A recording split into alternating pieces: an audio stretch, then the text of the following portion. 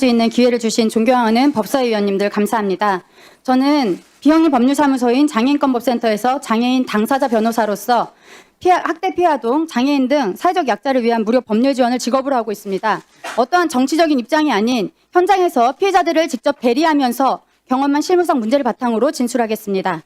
먼저 시간 관계상 이 법안들을 옹호하는 주장들에 대해서 먼저 말씀드리겠습니다. 첫째로 기존에 경찰이 민생 사건을 거의 다 처리했기 때문에 검찰이 해체돼도 부작용이 거의 없다는 주장은 사실이 아닙니다. 검찰 제도의 탄생 이유는 직접 수사가 아닌 수사 통제입니다. 건국 이래 70년간 경찰은 민생 사건을 다 처리하지 않고 송치했습니다. 법률 전문가인 검찰이 사건 기록을 처음부터 다시 보고 위법한 점이나 부족한 점을 보완해서 기소해 오다가 2021년부터 검경 수사권 조정으로 경찰이 무혐의로 보이는 사건을 불송치하는 권한이 생긴 것입니다. 지금 이 법안들은 1차 수사기관이 보기에 혐의가 있어 보여서 송치한 범죄에 대해서도 검사가 최소한의 보완조차 하지 못하고 기계적으로 기소할지 불기소할지를 판단하도록 하고 있습니다. 검찰이 유능하고 경찰은 무능하다 이런 주장이 아닙니다.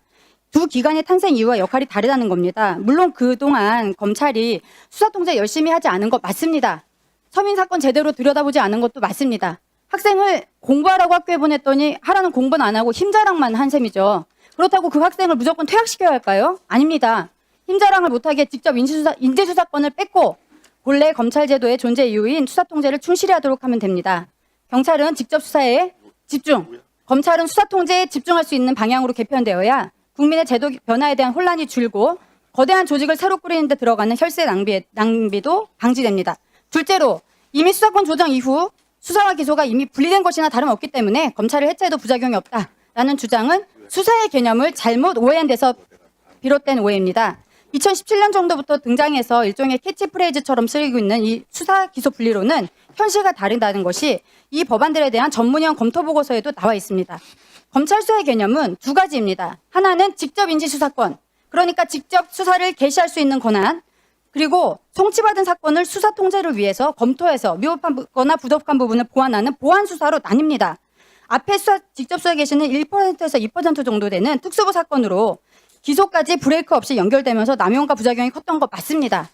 반면 뒤에 보완 수사는 98% 정도의 사건을 다시 검토하면서 1차 수사기관에 놓치거나 과했던 부분이 있으면 채워 넣어서 사건을 체계적으로 이해하고 충실한 기소를 할 수 있게끔 하는 좋은 역할이었습니다. 공소시효가 임박해서 검찰이 직접 보완을 해야 되는 사건도 있습니다. 검찰이 수사권을 전면 폐지한다면서 이 보완마저 막고 기소를 하게 하는 구조는 기소의 질을 떨어뜨리고 공소 유지를 어려워지게 할 수 있습니다. 피해자에게 정말 중요한 것은 단순히 기소가 아니라 그 기소가 유죄 판결로 이루어져서 실질적으로 가해자가 처벌되는 것입니다. 수사기소 분리론이 맨 처음에 등장했을 때는 이 직접 수사 개시권을 한정해서 불렀거든요. 그래서 이 수사기소 분리가 직접 수사를 개시하는 사람이 기소까지 하게 할 수는 없다. 이런 뜻이라면 저도 반대할 이유가 없습니다. 셋째로 이미 검경 수사권 조정 때 검찰에 자정 기회를 줬지만 검찰이 그동안 반성하지 않고 더 검찰권을 남용했으므로 더 이상 기회를 주지 않고 해체해야 된다라는 주장이 있습니다. 이는 과도한 일반화에서 비롯된 균형 없는 주장으로 국민의 기본권에 직결되는 형사사법 체계를 논하는 입법 과정에서 각별히 경계해야 한다고 생각합니다. 저는 여기 검찰을 변호하러 온 게 아닙니다. 오히려 왜 그것밖에 못 보냐 하고 검찰이랑 싸우는 입장입니다. 하지만 잘 아시다시피 검사 인간하려면 로스쿨 나오고 변호사 시험 합격하고 검사 인간 시험을 별도로 통과하고 법무연수원에서 1년 동안 꼬박 직무교육을 받아야 합니다. 형사법에 대한 높은 전문성은 부인하기 어렵습니다. 전국 도서의 67개의 검찰청에 법원 옆에 설치되어 있고 총 2,000명의 검사들이 있는데 특수부 검사는 50명 정도로 전체 2.5% 정도에 불과합니다. 물론 일반 형사부 검사를 특수수사에 무분별하게 차출시킨 기존 검찰 수뇌부에 대해서는 저도 매우 분노합니다. 차후에 검찰의 직접 수사 개시권을 완전히 없애서 모든 부서를 형사부로 만들면 그럴 일이 없습니다. 성급하게 해경을 해체한 후에 부작용이 심각해서 문재인 정부에서 부활시킨 것을 생각하면 수많은 부작용의 경우의 수를 감안해야 합니다. 제가 그 부작용의 자세한 내용은 양호석 변호사님의 내용으로 대체해드렸습니다. 참고해 주시면 감사하겠습니다. 덧붙여 검사의 공익적 기능이 증발할 우려가 있습니다. 피해아동 보호명령, 친권상실 청구, 후견인 선임 친구 등 검사가 기존에 담당해온 공익적 기능을 누가 맡을지에 대한 언급이 없습니다. 다음으로 오늘 논의되는 법안이 그대로 시행된다면 제가 대리하는 평범한 시민들, 더 열악한 상황에 있는 사회적 약자들에게 어떤 영향을 미칠지 말씀드리겠습니다. 첫째, 수사를 개시하기조차 힘듭니다. 중수청이 신설되면 경찰과 서로 경쟁해서 수사의 개시가 쉬워질 것이라는 예측은 인간의 본성, 더 정확히는 직장인의 생리에 반하는 주장입니다.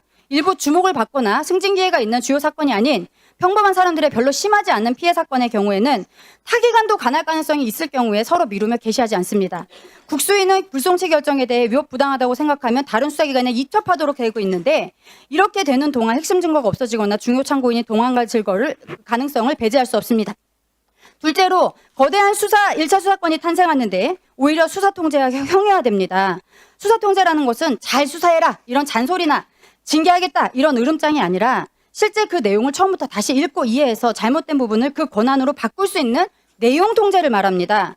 중수청 내용을 보면 이의 신청을 통한 수사 통제만 가능한데 고소 고발인이 없는 사건은 이의 신청이 불가능하죠. 고소 고발은 수사 단서, 그러니까 입건 경로의 일부일 뿐입니다. 70% 정도가 112 신고로 입건됩니다. 풍문이나 소문으로 들어온 사건도 생각보다 수사해보면 심각한 경우도 많습니다. 셋째, 수사 절차가 예측 불가능할 정도로 복잡해져서 평범한 서민들의 법률 비용을 폭증시킬 우려가 있습니다. 쉬운 예로 이의 신청을 들어보겠습니다. 현재는 경찰의 불송치 결정에 대해 고소인이 이의 신청을 하면 사건이 검찰에 송치되어 검찰이 보완해보고 유죄 증거가 확보되면 기소하면 됩니다. 그런데 지금 중수청법 30조 이 복잡한 내용을 최대한 선회하면 이렇습니다.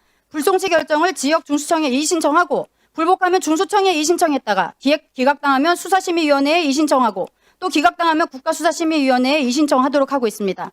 외형상 불복 정차는 마련되어 있지만 실질적으로는 반복 심사만 이루어지는 구조가 되어 피해자에게 오히려 기약을 알 수 없으면서 돈이 많이 드는 희망 고문이 될 수 있습니다. 이런 경험이 사회적으로 반복되면 사람들 사이에서는 불송치되면 끝이구나라는 인식이 생길 가능성이 있습니다.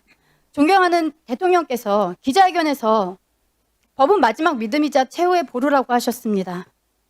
만약 이 법안들이 이대로 통과되면 제가 지원하는 분들, 그분들은 그 최후의 보루를 잃게 됩니다. 검찰이 서민을 위한 최후의 보루라는 그런 말이 아닙니다. 1차 수사권으로 몰리는 거대한 수사권을 통제할 방법이 없고 송치받은 사건에 대해서 보완도 못한 채 기소가 이루어지고 중수청과 국수위가 생기면서 절차가 몹시 복잡해지면 피해를 잘 리지하지도 못하는 알겠습니다. 피해자가 잘 리지하지 못하는 취약한 사람들, 그 사람들이 대체로 피해를 입습니다. 형사사법체계는 그 사람들이 당할 억울함을 어떻게 풀어줄지를 담아야 합니다. 그래서 이 피해자들의 고통에 대해서 만약에 다른 취지로 운영됐을 때 피해자가 입을 고통에 대해서 국회가 책임지겠다라는 확답을 전제로 추진되어야 할 것입니다. 감사합니다. 예, 김혜원 변호사님 수고.